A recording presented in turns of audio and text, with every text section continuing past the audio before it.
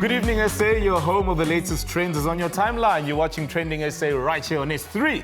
And we're ready. In fact, we hope you are too. We have a lineup of some of the most interesting guests to open up the conversation. But before we get into any of that, I gotta say, I still can't get over this. They say I'm a king. I don't know of what, or where, or what airwaves, or wherever. My name is Mo Flavor, and of course, helping me run the show tonight are my two fabulous co-hosts. She is brilliant. She is exquisite, talented. She's a satirist, published author, actor. The list goes on and on and on and on. The beautiful Lesego Tlhabi. I want to be a king too. There's King Loot, now there's King of the Airwaves, there's an Emperor. I mean, okay, I'm going to be a king too. There we go. King LSG. That's what's up. And of course, presiding over Mlazi, apparently ruling with an iron fist, is the wondrously talented musician and radio host Umaple. Nadia Jaftha, baba ngithi baba. Sure. See what I mean? I love that.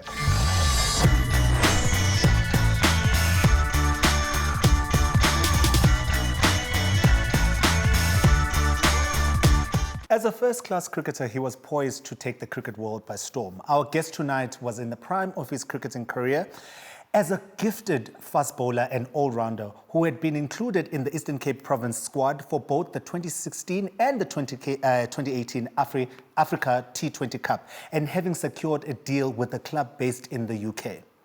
His world, however, came to an abrupt halt in 2019 while on a stint in the UK. He was diagnosed with Guillain-Barre Syndrome, an autoimmune disorder that attacks the nervous system, resulting in an entire body paralysis. The talented cricketer joins us tonight to share how he has been piecing his life, body and dreams together over the last 10 months. So please help me welcome to Trending SA, Solomzi Nqweni. Solomzi Nqweni. Hi, how are you? Hi, Trending SA. Hi, guys. Thanks for having me on the show tonight. We love the fact that you're here. Listen, Solomzi, we've been following your inspirational story on social media, following your story, how uplifting it is and motivational to a lot of people. I want to ask you the one important question. How are you doing? At the moment, I'm in a pretty good space. A lot has happened in my life over the past sort of year and a half. But I can definitely say things are on the up. My recovery is on the up. My family is in good spirits, because when you fall ill, it doesn't only impact you, it impacts the people who are around you and who care for you. So I think at the moment, I would say the worst is for sure over, and I'm in a pretty good space right now. Yeah. Let's take it a step back. I mean, in 2019, you were diagnosed with Guillain-Barre Syndrome. I mean, can you briefly just paint a picture of the moments leading up to this prognosis and the effect that it had on your body? Of course. It was absolutely random, if I can use a word to describe it, because the day before I had actually played a match, and I was fully fit, had a good game, felt strong, didn't feel as if anything was wrong. And I kind of woke up on the Sunday morning, and as I normally would, I would make myself some breakfast and make myself some coffee. However, as I was making myself coffee that particular morning, I did feel a bit of a weakness in my hands. I found that, gripping the coffee mug wasn't easy. I got this buckling sensation in my legs. So I don't know if you guys can envision a giraffe or a deer, just as they're born, when they're like trying to find their feet and they're like very weak and buckly. I had that sort of feeling, and I was experiencing that sort of movement. Obviously, I don't know what's going on internally in my body. I just feel super, super, super dehydrated and tired and weak. When we just talk about the impact it had on your body, I mean, what you've explained now is sort of those moments building up. But when we talk about the impact that this rare disease had on your body, I mean, how do you sum that up? Well, the next thing was I woke up in ICU, completely paralyzed. Only my eyes could work. Nothing else. I couldn't speak, couldn't eat, couldn't drink, didn't know what was going on. Literally sort of trapped in my own body because I couldn't communicate how I was feeling. I had no idea what Guillain-Barre Syndrome was. I had no idea, would I be paralyzed forever? Is this it? I had no idea. I was just confused and afraid, really. And obviously it had a major impact mentally as well as physically. So just to pick up on what you just said about, on your mental health. Obviously, I've seen your videos. I've been following your journey. Thanks. Shout out to Aunt Nomkita. But you've always been super positive and have a very positive outlook. How did you manage to fix your mind onto being like, okay, this is going to work out, or stay positive, or put positive content out there? I think for much of the first 3 months that I was in ICU, it was quite a dark time because I was struggling to accept what had happened to me. I was still holding on to my previous life and those what if this didn't happen? Why is this happening? Sure. Asking God, why me? All of these questions and these things spinning in my mind. But eventually, I don't know, just over time, I got to a point where I was like, you know what? Why not me, actually? And not to me. Like, what makes me so special? Oh, sorry about that. What makes me so special and unique that this must happen to somebody else and not me? At the end of the day, I'm just a human being too, you know? So I think once I eventually sort of got to that point, I started then focusing on not what has happened, but like what I could do to get better, really. And I think that's where the positivity came, sort of in the steps of recovery. I started looking for small victories, small wins, towards recovery, and I really did put behind me what was. That's power. Solomzi, you shared with us that you are now learning to do everyday tasks, things that you used to do with great ease. I want to know from you, how far are you along in that journey? Throughout the process, I felt like a big baby, as I could say, because I couldn't eat, I couldn't drink, I couldn't talk. For example, in order for me to communicate, right, and let's say I wanted to say a word, like let's say TrendingSA, there was a board and it had A to Z, and a person would have to go with their finger to like the letter T. Then I would have to blink twice, and then that's the letter T, and then we go back to the beginning, and then we go to R. And literally, this is the only way I was able to communicate for 3 months. So every single step of the journey, learning how to eat again, I had to start with teaspoons of water, swallowing teaspoons of water, then soup, then mashed food, like literally like a baby. And for me, all of those became victories because I had known for so long I wasn't able to do even those basic things, and I would literally have dreams of just drinking water. Like I would be under a waterfall drinking water, just dreaming of this. So it's definitely given me a heightened sense of appreciation for those simple things, Absolutely. Not to say that I took them for granted before, but definitely I find joy in being able to do those basic things now, for sure. So, Solomzi, I've obviously been following you and your family for a long time, and the support structure is very strong. They're always also very positive. How important do you think the structure has been, in your recovery? And how did they at first take it to like how they are now? It was crucially important. In fact, it was probably the main reason why I was able to stay somewhat sane through the whole journey and not go completely crazy. And I realized that I'm very lucky that I had this kind of support system whereby, for example, my mom would fly up and be there for like 2-3 weeks. My aunts would fly up and be there 2-3 weeks. My girlfriend, my grandparents, they'd all take turns leaving their lives here in South Africa to fly to Aberdeen, which is like close to the North Pole, and be bedside with me when I couldn't even communicate and I was completely paralyzed and I could only just look at them, Sure. And for people to make those sacrifices and to just be there with you, you have to fight. You have to fight for that. You dig deep. You find it within you to fight for those people. So when we talk about cricket or even just sports, do you see yourself going back in any way? Or are we looking at a situation here where you've looked at the world differently and you've thought, well, maybe there's other things that I want to pursue. Maybe there's something else that I find I need to go and do outside of the world of sports? I'll definitely be back on the field, that's for sure. I'll definitely be back on the field. that. At what level? At what level, I don't know. And I also need to manage my own expectations in terms of levels and at sort of where my body will be, because I've lost all my physical strength and physical fitness. So yes, I will play cricket again for sure, but I'm not entirely sure at what level.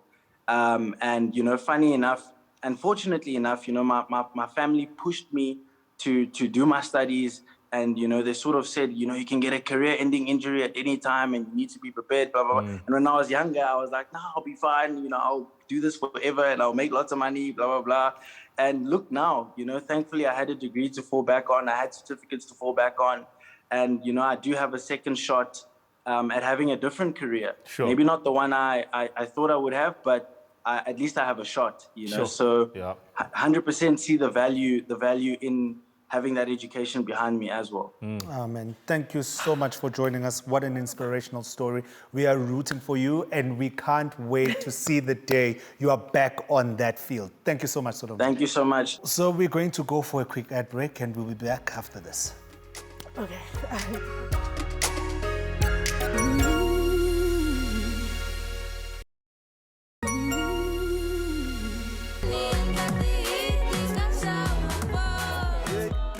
I love that song.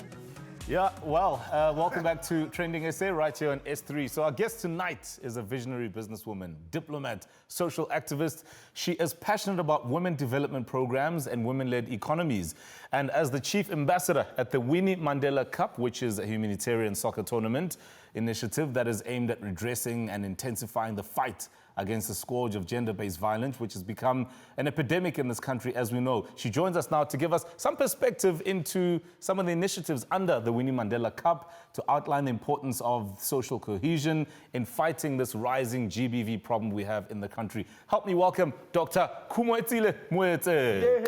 Welcome, Dr. K. Thank you. I'll stick with Dr. K. Yeah. A lot of young Zulu people person, do. I saw your name and I was like,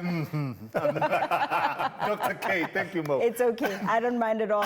I just want to know why football in particular, to actually use it as a platform to actually highlight the scourge of GBV in the country. Look, soccer is a unifier. It's a unifying sport. I mean, almost everybody loves football, indirectly or directly.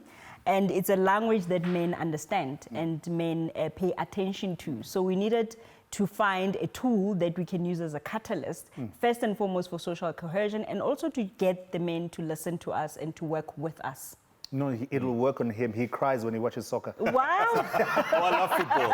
In fact, I want to know how this tournament works because I know that you involve the BRICS countries as well. So take us through how it's set up. Yeah. Look, on the technical side, we've got 5 teams that are going to be playing at the final tournament that is. We have built up events that will be happening here and there, building up to the tournaments, which are also football related. But the main one, it will be 5 teams that will be playing over a period of 3 days. What are some of the programs that you guys have that are designed to actually empower women economically? Yeah.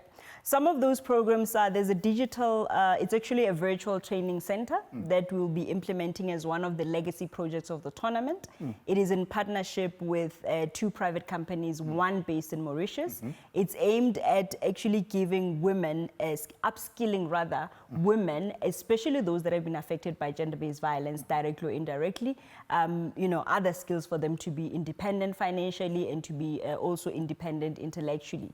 So digital skills are going to be very big in terms of where we look to invest going forward beyond the tournament. So, so I'm talking about training there. There's also opportunities, business opportunities. As we plan the tournament, you can imagine the magnitude of the event that will be taking place. Already now we are procuring services from women. We're making sure that we work with as many women as possible in terms of preparations and, you know, producing of merchandise, you know, production of content, because you can imagine now there's a lot of content, social media content in particular, that's happening right now, building of those campaigns. So in the immediate term, the opportunities are on the downstream where they can come on board as service providers.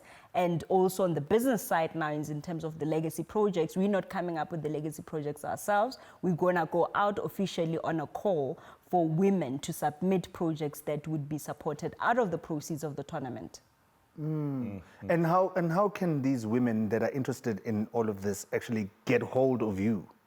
We've got a website at the present moment is www.winnieMandelaCup.com. We've got various social media platforms. I'm only on Instagram. It's Winnie Mandela. Why not on Twitter? Ubalekelan, what are you running away from? No, I'm not. Look, I'm not. It's time. It's time more than anything. So you just post the picture and No, move on. it's time, Just yeah. like it. Sometimes it's Yeah, just much it's safer to do that. Put out the information and then you're done. Yeah. So you said you're not on Twitter. I asked you this because I wanted to actually bring this thing to you right now. Sure. If you go on Twitter, one of the biggest things that you will see around Winnie Mandela is that Winnie Mandela didn't die, she multiplied. Correct. So I want to ask you guys as activists, how are you, and especially with the foundation that you're working with, how are you guys using this big slogan that's gone worldwide, actually leveraging it into the work that you guys do? Okay, one, it's the type of organizations that we associate ourselves with, right? It's also the kind of ambassadors that we select that are aligned in terms of her, just as a person, in terms of her legacy and what she represented as an activist, as a woman, as a mother. I mean, you know, we can speak the whole day about Mama Winnie. I'm a fan. She's one in a million. So we look at those characteristics when we choose our ambassadors. Most of them are also, they come to us, on offer. Some are referred to us. But we look for those characteristics to make sure that as we honor her legacy, we are also true to her vision. Of course, we are working closely with the family to make sure that also we represent her in a way that they would like her represented. But one thing that they normally say to us, that they've said to us many times, is that they want women to consume her as a brand. Sure. So that's exactly what now we are doing to turn that into a practical, real, tangible legacy from a branding perspective. You know, there's from merchandise all the way to the kind of content, documentaries. There's a lot of documentaries as well that you're going to be doing as we do that. But in terms of making sure that personally I live her legacy, I think I've walked, part of a journey. I mean, I cannot claim to have lived to such, those are very big shoes. Yeah. But in terms of the struggles that she represented then, I realized that I, as well as other women of today, are still actually, working on her footsteps with the struggles that we see today, gender-based violence. So when we looked for a name to attach to the tournament, she was befitting because of what she represented and the fact that now this is, like, I think, another level of the revolution that the women of 1956 started, and we are ending it by saying patriarchy has to come to an end, and we must be equal, and we must be free as women. Yeah, Love it. And you know what? It's initiatives like these that need to get more support. Yeah. So we are glad that it's out there, and we're wishing you all the very best with the future, the tournament, and the outcomes that we're looking to get out of it. Thank you for joining us. Thank you so much. Thank you for having me. All right, there So we we're go. going on a quick break, and when we come back, we catch up with content creator, influencer, and media personality, Nadia Jafta. You don't want to miss it.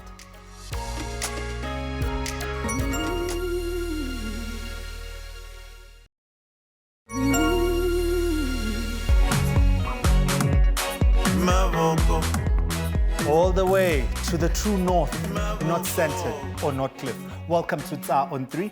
When we champion the youth of today, we unlock potential of tomorrow and go further together. Today's youth is about pushing boundaries, making bolder choices, and creating opportunities for themselves. On that note, it's time for Monday Motivation, brought to you by Next Level Further Together Brand Refresh. She's the 2020 Tropica Island of Treasure winner, and she's gained popularity as a media personality, dabbling in TV presenting, modeling, influencer campaigns, as well as acting. But Nadia Jafta's viral appeal came when her content started to be family-oriented. I mean, her family has become a central part of the content she creates. You've got those funny, family-orientated dance, singing, prank challenges that have literally made the country go wild, making her, of course, one of the country's leading content creators. Nadia joins us now to talk about her career trajectory, creating the content with her family, the project that she's involved in, whatever's in the pipeline, and maybe she might even tell us who the real star is between her and mommy. We don't want to cause family rifts, but anyway, we're all about that. Nadia Jafta, welcome. Woo! Hi. What Yeah. a beautiful introduction. Thank you so much, guys. I am such a fan. I think you were one of the first content creators I actually followed on social media and one of the first comedians, maybe even a little bit of an inspiration. But anyway, so this video that we're about to show has changed the trajectory of your social media presence and went instantly viral after you shared it on social media. It earned over 1.5 million views on TikTok. Take a look. Anyway, so I just want to show you this rash I have here, and I'm getting it on my neck. It's from the dogs, because I'm allergic to the dogs. But it's spreading down now. It's underneath my towel. It's a whole mess. Yeah, no, I'll show you guys quickly.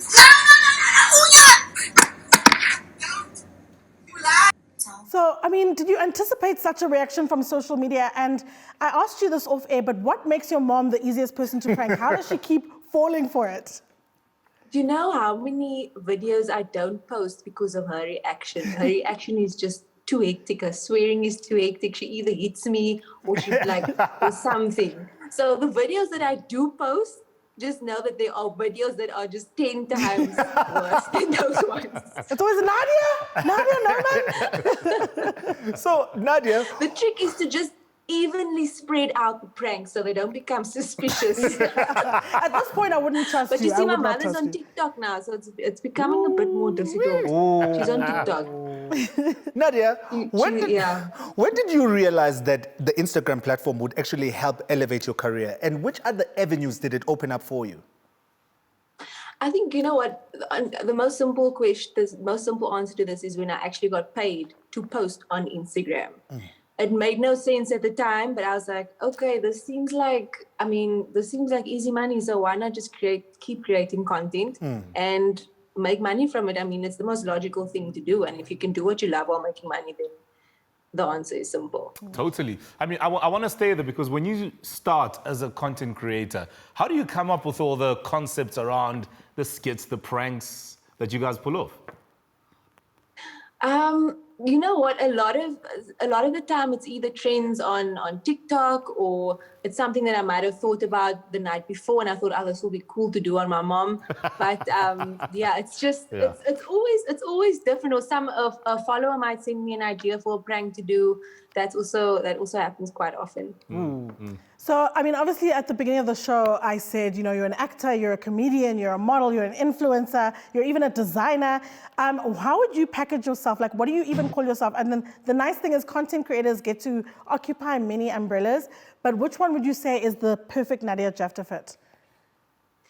I think the perfect way to describe my brand is just, I want to be a brand that is for everyone, you know? So, and that's literally the name of my clothing line, is for everyone asking.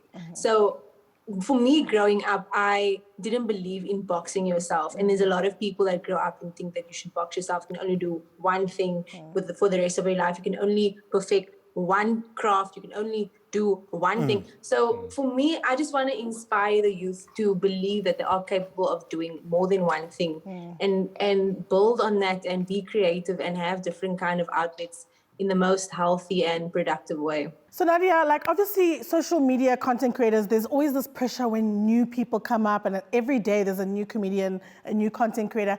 How do you keep your game fresh? The easiest way that I can explain is to just keep being the most authentic and genuine version of yourself, because no one is going to create content like you are.